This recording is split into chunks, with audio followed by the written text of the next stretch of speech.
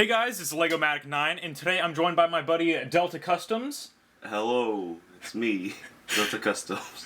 And today we're going to be doing a collaborative video on our custom LEGO minifigures from Spider-Man Homecoming. So without further ado, let's go ahead and take a close-up look on these two custom minifigures.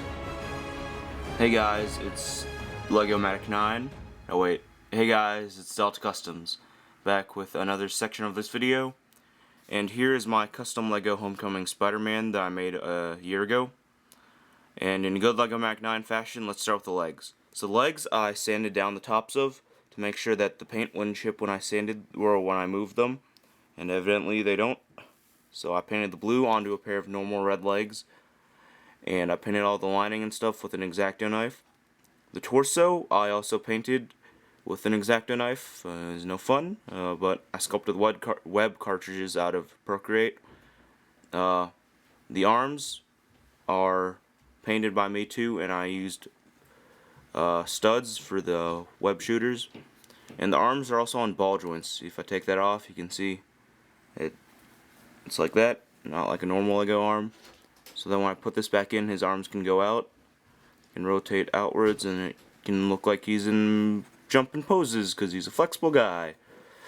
Spider-Man. And the mask is a minifigure cat ski mask. It is removable, so you can see the eyes underneath. And if you rotate it around, actually, you can get alternate expressions. Here's the bottle kill mode or whatever. I would have made more expressions, but I don't really care anymore. Lego's just whatever. But yeah, so he is the main expression. And that's the end of this. The next figure up is Vulture. Now Andy commissioned me to make this guy last July when we saw Homecoming together, and I was just now able to find some time to work on him. This guy's got these huge wings on him, so I won't be able to fit those all in the frame right now, but I'll get to a better shot of that later. So we'll just take a closer look at the actual figure. Starting off with the legs, he's got his talons that were dry sculpted on there using Procreate.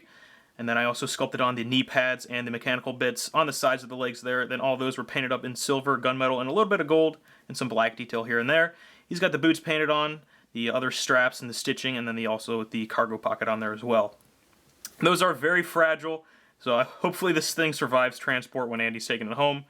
But yeah, so those look pretty good. On the hip piece, he's got the belt painted on there along with the buckle and some other detail. His jacket is made out of electrical tape, as well as the belt on there, and then the harness for the jetpack. Now the fur collar is made out of a cotton ball. What it is, I glued some cotton to the jacket, put some glue over that, and then repainted the entire cotton thing into a tan color, and then dry brushed it in some brown. Now the arms both have some cargo pockets on the shoulders, and then he has these mechanical bits that were also sculpted on the forearm and just go up onto the shoulder. So those look pretty nice there. I am missing a little bit of detail. There was a strip of gold metal on there that I just skipped out on doing because I completely forgot about it. But I got those sculpted on there, and those look pretty nice.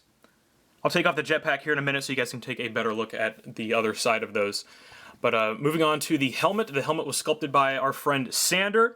He sculpted that a little while ago, if you guys saw my unboxing of his sculpts video. And I painted that up in gunmetal, and olive green, some silver, and also some black. And then the visor was just a pain in the butt. Shane knows he was helping me with this thing for a while. I think we spent like 3 hours of just on and off work trying to get the visor painted. It was initially a base coat of pavement, and then we painted over that with transparent black, and then the eyes were painted on, and the eyes were just a big pain in the ass doing that. So yeah, that is pretty much it for all the detail on Vulture. We'll spin him around to the back so you guys can get a better look at the backpack. Now this part was actually sculpted by Andy. So I got this backpack on here, and it's got the hose that is magnetically attached to the top up there. So if you guys want to see, you can take this backpack off. And they would just unhook both those areas so you guys can get a better look at the back of the figure here. Not as clean as the front, but who cares? The backpack's covering it. You guys can just see a better look at those gauntlets. So now let's go ahead and just take a better look at the wings, and then also Shane did paint up a Michael Keaton head for him, so let's go ahead and take a look at those. So here's a better look at the wingspan. This is 32 studs long. I'm pretty sure that is accurate to the actual costume because his wings are massive in the movie.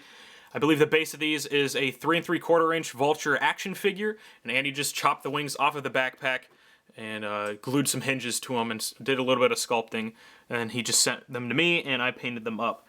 I really like the way these things turned out, just in terms of paintwork. Painted them gunmetal initially, then I painted on the silver and the olive green, and then gave it a black wash. So I think those turned out really nice. You can move them just a little bit, but I don't really want to because I don't want them to chip off any paint. The only problem I have with these is that they don't have the turbines that the actual wings do have, so that's one inaccuracy, but, you know, whatever. It works. There's just a better look at one of the wings there, so you guys can see the paintwork just a little better. Yeah, so that's pretty much it for Vulture's wings. Let's go ahead and take a look at that head. So, the head on Vulture, I used a clone minifig as a base, that initial head underneath, and I removed all of the printing except for the eyes. And then once I had the eyes on, I added the mouth and the eyebrows, then painted on all the wrinkles. And that's how I did the head for Vulture. Michael Keaton has a pretty unique face, I guess we all do, but it was kind of difficult getting all the wrinkles in the right places to make him look, you know, to get that likeness right. The hairpiece was the Tarkin hairpiece from I think the Rebels set in dark gray instead of the light gray, which I think the original trilogy set was. And yeah, I think that this head has a pretty decent resemblance to Keaton. But yeah, so there's the unmasked head for Vulture. Alright guys, that's going to be it for this video. Thank you guys so much for watching. Andy, you got anything you want to add before I end this video? I just want to thank my friends and my family. My friends starting off with Aaron, Shane, Taylor, Dylan, Steven, Jared, and whoever else that wants to be included. But particularly Aaron for making this Vulture. Looks really good. Hey, I know you and Shane struggled with the eyes, but I think it turned out pretty good. Thanks for all the work you've done. Hey, thanks. Thanks for letting me stay at your house. Yep. Thank you for your mom for being a very nice person. She's really cool. Is that it? Yeah, I'm done making customs. I don't really care anymore. This figure took me like a month, and yeah, that's it. Thank you. Alright, cool. Well, thank you for those inspiring words. I'll post all the links to Andy's social media down in the description, your YouTube and your Instagram. Yeah, all two of them. All two of them. And so go check them out if you guys haven't already. Down there you can also find all of the links to all of my other social media. And yeah, that's going to be it. Thank you guys so much for watching, and I'll see you guys later. The world's changing. It's time we change too.